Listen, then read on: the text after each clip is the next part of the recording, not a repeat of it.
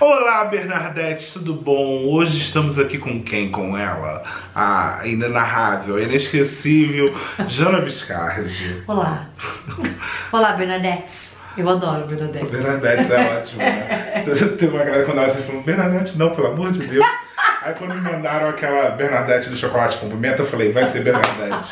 Olá, queridos, tudo bom? Bem-vindos a esse canal maravilhoso. Eu sou o Bernardo Boechat, esse aqui é o Bernardo Fala. E eu estou aqui, depois de muito tempo, depois de muitas tentativas, depois de idas e vindas dessa São Paulo, para falar com quem? Com ela, maravilhosa, que estamos vindo do canal dela, inclusive. Jana Viscardi. Olá. Eu sou Jana Viscardi. Boa noite, Bernadette. Como é que vão vocês? Eu tenho um canal que eu comecei para falar de linguagem e comunicação no ambiente de trabalho, que eu estudei isso, né, linguagem e tal, não era especificamente o que foi meu mestrado e meu doutorado, mas como eu sempre me interessei por linguagem, quando eu comecei a trabalhar no ambiente corporativo, eu vi que um dos grandes problemas das pessoas era a maneira como elas se comunicavam mesmo, né, no grupo de WhatsApp, no e-mail, ou seja lá onde for. E aí eu comecei para falar disso, mas no meio do caminho eu comecei a falar sobre feminismo, porque eu queria falar sobre a presença das mulheres no ambiente corporativo num Dia Internacional da Mulher. E as pessoas gostaram, começaram a demandar disso, era um tema que eu já gostava, já desde a época de faculdade, eu achava interessante, embora não fosse uma estudiosa disso. E aí eu decidi continuar falando sobre esse assunto, e como eu gosto de ler, eu li uma coisa e trazia, ou sei lá, falava sobre uma notícia. Então hoje o canal fala de feminismo, mas sempre tentando puxar um pouco um gancho para a linguagem. Então olhar para uma música e ver como essa música está falando das mulheres, ver como é que as notícias, as manchetes das notícias reportam violência contra a mulher ou falam sobre mulheres. E aí às vezes dou uma viajada e falo sobre qualquer outra coisa, às vezes experiências pessoais, não é mesmo? É isso. Pô, assim, a gente não combinou isso, tá? Antes de gravar a gente combinou outras coisas, mas agora a Jana estava apresentando o canal dela e eu queria entender por que é importante a gente falar de linguagem.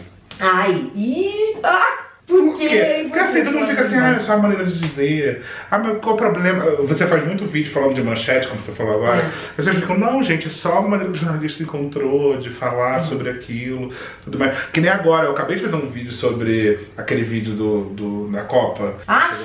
Sim, vi. E a maioria das manchetes era: o grupo de torcedores brasileiros são acusados de machismo. E aí eu falei, o que esse jornalista precisa mais pra tirar o acusado do título? Exatamente. Por que é importante a gente falar disso? Porque a linguagem, ela permeia tudo que a gente vive. Ela molda, ela molda o mundo. Então a gente significa o mundo através da linguagem. O que isso significa?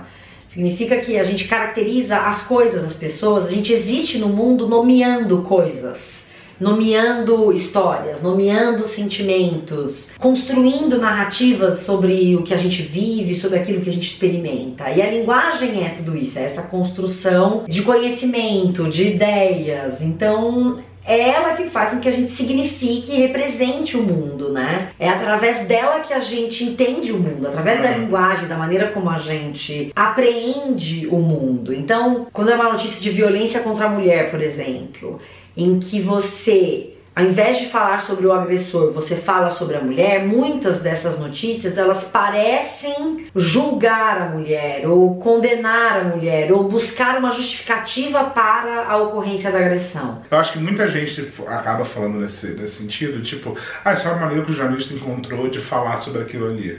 Aquilo é automático? Assim, quando alguém escolhe escrever um texto, é uma coisa automática? É uma coisa que... Então, por exemplo, no caso dos jornalistas, o que eu já entendi, embora não seja a minha especialidade, porque eu não sou jornalista, mas é que você aprende a usar uma série de estruturas mesmo. Então, por exemplo, a voz passiva quando você fala de violência contra a mulher. Então, mulher é estuprada na rua tal. Ao invés de você focar no estuprador, você se concentra em falar sobre quem sofreu a violência.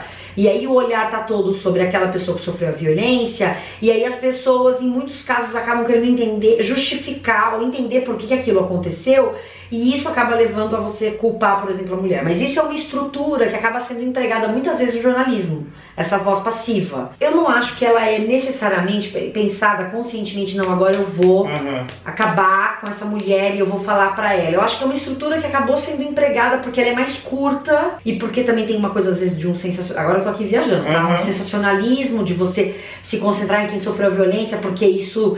Ai, isso foi um horror o que aconteceu com aquela pessoa, uma coisa meio clickbait do jornalismo, né? Sempre foi assim, então... Clickbait na época que era do jornal impresso era o povo que passava na banca. Exatamente. Tava no jornal. Ficar lá olhando o jornal na banca. Meu Deus! Aí pega o jornal e compra. Então a manchete é mais sensacionalista. Tem a coisa do que é curto, de você poder comunicar em menos palavras, em um número menor de caracteres, aquilo que vai pro título, porque você não pode fazer um título gigantesco. E tem uma coisa que eu acho que é legal também, né? De que você, em casos que você reporta violência, já que a gente está usando esse exemplo, você não pode dizer que o cara fez aquela coisa, você diz que ele é acusado de, ou ele é suspeito de. Então, imagine você construir uma manchete que é suspeito de cometer estupro, sabe? Então, às vezes, a pessoa simplifica usando uma voz passiva, que enxuta e que comunica de alguma maneira aquela história, mas... É isso, né? Ela comunica várias coisas. Não comunica só a violência. Faz com que as pessoas acabem criando essa ideia de que a mulher pode ter feito alguma coisa. E mesmo a maneira como depois isso vai sendo descrito, eu acho que não é consciente, mas faz parte desse meio que inconsciente coletivo também, que tem a ver de que você busca justificativa para aquilo. Então isso também aparece, eu acho, na notícia. Eu acho que a linguagem... Eu acho que a linguagem, ela tem essa questão, né, de estar sempre reforçando uma estrutura que a gente já conhece. Isso, exatamente. Porque a gente vive em uma sociedade, digamos... tipo escolher bandido ou jovem. Exatamente. Você está reproduzindo aí um preconceito, racismo, tudo que a gente já tem na sociedade. A linguagem, ela não é imune a isso, porque a linguagem, ela é construída e ela é modificada e alterada o tempo todo por indivíduos, por sociedades, por comunidades de fala, que reproduzem claramente preconceitos porque eles estão ali na sociedade. Então, não dá pra dizer que essa linguagem é neutra, assim como a gente fala da piada. Ai, mas é só uma piada. Não, não é só uma piada, porque a linguagem não é só... A linguagem não é neutra em nenhum momento, a piada não é neutra. E aí, nesse sentido, quando se fala sobre isso, não é porque você quer carcar aquele indivíduo. Me incomoda muito essa coisa de ficar só no indivíduo. Ah, porque aquela pessoa foi escrota. Porque a gente esquece muito rápido. Aquele indivíduo foi escroto. É como se a gente descobrisse o racismo, descobrisse o machismo naqueles indivíduos. E não é assim. Então, quando você fala da piada, não é pra acabar com a vida daquela pessoa que fez a piada, mas porque inclusive também é muito hipócrita isso, né? Um grupo muito grande de indivíduos reproduz uma piada e aí a gente olha pra aquele indivíduo e fala, que absurdo aquele cara fazer aquilo. Não é só ele quem faz, ele é um dos exemplos, alguém que é um expoente, que fala muito sobre coisas diferentes, é conhecido e aí usou uma piada escrota. Mas na verdade a gente não pode esquecer que todo mundo falando aquela língua e é muita gente usando aquela piada é entendida e é reproduzida por muita gente pelo que você falou. A gente reproduz os preconceitos na linguagem, somos todos indivíduos que falam. E falam, eu tô dizendo aqui, falam não só com a boca, falam, se manifestam através de linguagem, seja ela a Libras, seja ela a comunicação via oral, não importa, né? Eu adoro ficar pirando nesse assunto de linguagem, porque assim, Sim. o quanto a nossa sociedade, né, a comunidade, ela é moldada pela maneira como ela fala. Sim. E as diferenças de sociedades e de línguas, né? Sim. Então assim, uma vez eu li que em países latinos a gente tem línguas muito mais vocálicas, né? Então a gente tem muito mais vogal na nossa língua latina, enquanto a gente vai pegar línguas germânicas e tem muito mais consoantes. E o quanto isso é paralelo com a personalidade daquele povo. E com a percepção, né, que a gente tem da sociedade, né, também, daquele povo, né, não da sociedade. Eu vejo, por exemplo,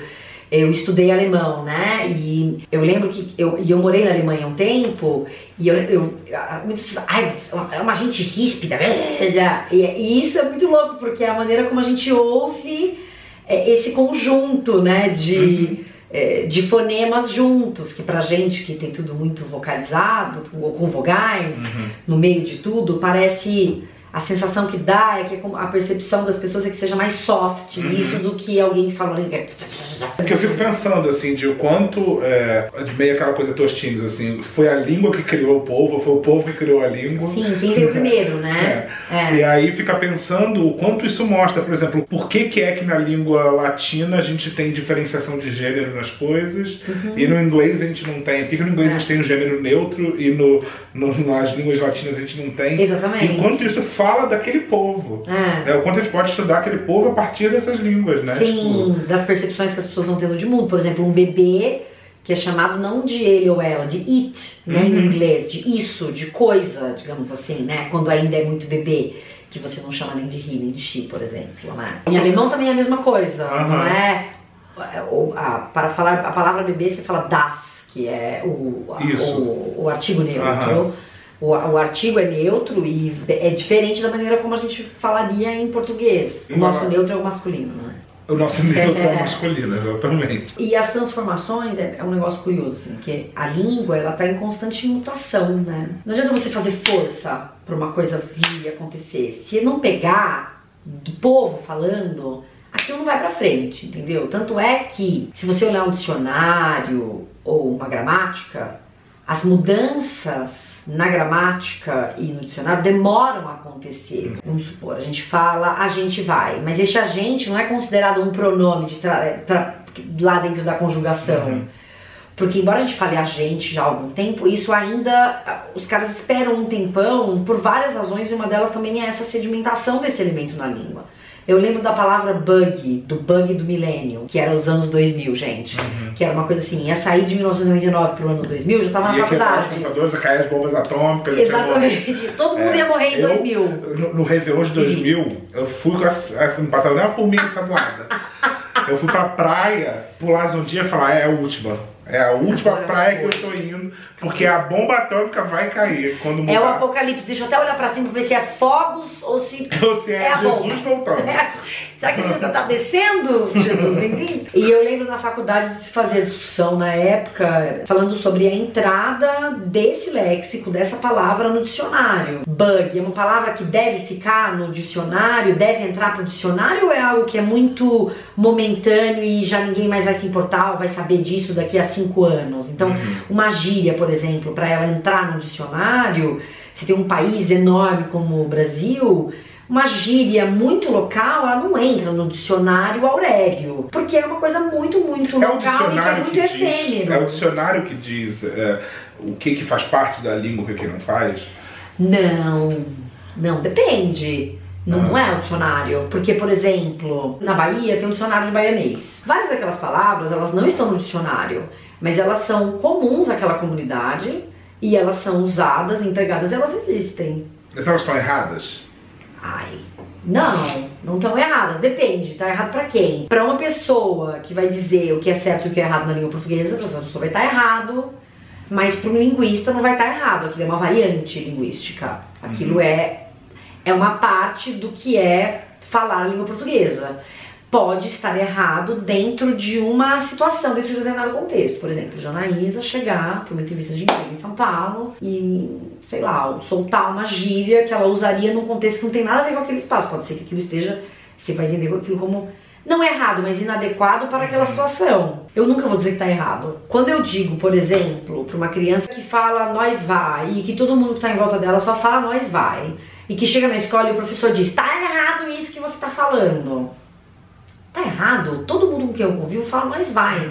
Não tá errado, porque todo mundo que eu conheço fala assim. Então você estereotipa e tem uma coisa de você dizer que tá errado e aí associar uma pessoa que fala errado, alguém que pensa mal, pensa pior, e porque a gente vai fazendo uma série de associações dentro disso. Qual é o problema desse jogamento de valor? Fala errado, pensa mal, porque estudou pouco, é menos escolarizado, tem menos condições de fazer reflexões, e alguém que pensa mal. Então é um problema, eu entendo como um problema você dizer que tá certo ou que tá errado em língua, Por isso. É E comportamentos também, porque tem um argumento de autoridade, do poder, então você precisa... E aí você descontextualiza. Então, se você, ao invés disso, faz uma coisa como... Olha, essa variante, ela faz todo sentido dentro da sua comunidade, mas quando você estiver escrevendo, eu tô falando de oralidade e escrita, que são coisas diferentes. Quando você estiver escrevendo um trabalho na escola, a gente vai pedir pra você uma outra variante, que é essa aqui. E o registro na escola escrito é esse, quando nós estivermos fazendo uma redação, por exemplo. Quando eu era professora de faculdade, o primeiro exercício que eu pedia num curso que era de língua portuguesa, que era você vai elaborar um convite para os seus amigos numa festa de aniversário, é uma coisa para os seus amigos, sei lá, você vai mandar por WhatsApp. E outra coisa é um e-mail que você vai mandar o seu currículo para uma vaga de emprego. Vamos olhar as diferenças desses e-mails. Aí tinha gente que, como estava na sala de aula, fazia um e-mail todo formal, uma mensagem toda formal para os amigos. Eu falava, é assim que você fala com seus amigos? Ah, não é, mas é porque eu tô na sala de aula. Eu tava, não, eu tava perguntando realmente como que é com o seu grupo de amigos, porque esse registro, ele é válido para essa comunidade. Se você chegar sendo, caros senhores, na sexta-feira, às 14 horas, teremos um, sei lá o quê. Tem um jeito de fazer com os seus amigos, e esse é um tipo de registro de língua, e tudo bem. Só que existem outros registros. A questão, eu acho, da escola e de você pensar esse certo e errado, não é o certo e errado, é pensar a adequação de registros para diferentes situações. Gente, esse vídeo começou com outro assunto, porém aqui estamos nós falando sobre linguagem. Tudo bem. Se você gostou desse conteúdo, desta pequena aula, você vai no canal desta mulher, Jana Viscardi, que tem um vídeo que a gente gravou que é tão maluco quanto esse. Entendeu? Que a gente já não sabe como vai editar, não sei que título vai dar, mas vai lá ver porque é maravilhoso. E se você quer falar sobre esse assunto também, coloca aqui embaixo nos comentários, se inscreve no canal, se inscreve no canal da Jana. E é isso, gente, adorei. Eu também, obrigada. Eu quero saber se você já estudou preconceito linguístico, quero saber como você lida com essa fala da universidade. A gente quer tirar essa coisa do poder, mas eu quero entender como é que isso tá na sua vida. Aqui embaixo, comenta. Gente, obrigado, tchau, é isso, se inscreve nos canais, um beijo, um like, tá, manda, não sei. Manda emoji pra gente. Manda emoji pra gente, seu emoji preferido. Tchau, gente.